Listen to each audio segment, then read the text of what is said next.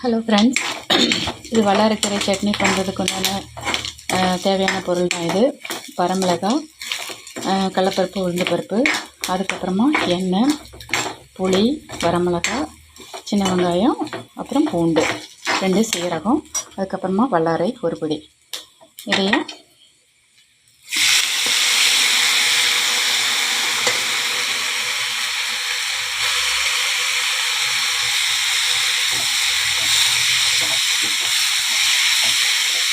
வறுத்ததுக்கப்புறமா உப்பு போட்டு சட்னி அரைக்க வேண்டியது தான்.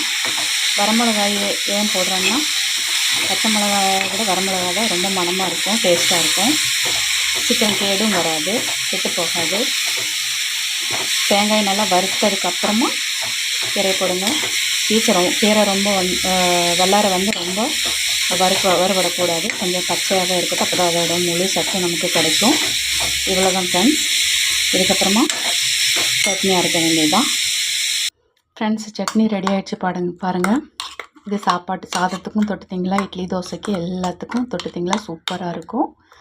குழந்தைங்களுக்கு ரொம்ப நல்லது. நரம்பு சம்மந்தப்பட்டமான எல்லா விஷயத்துக்கும் இது ரொம்ப நல்லது. குழந்தைங்களுக்கு மூளை வளர்ச்சிக்கு இது ரொம்ப நல்லது. ஓகே, வீடியோ பிடிச்சிருந்தால் லைக் பண்ணுங்கள், ஷேர் பண்ணுங்கள், கமெண்ட் பண்ணுங்கள், சப்ஸ்கிரைப் பண்ண மறந்துடாதீங்க. வல்லாரை ரொம்ப நல்லது, கிடைச்சா விட்டுடாதீங்க, வாங்கி சாப்பிடுங்க. சப்ஸ்கிரைப் பண்ண மறந்துடாதீங்க ஃப்ரெண்ட்ஸ். தேங்க்யூ. வாங்க சாப்பிட்லாம்.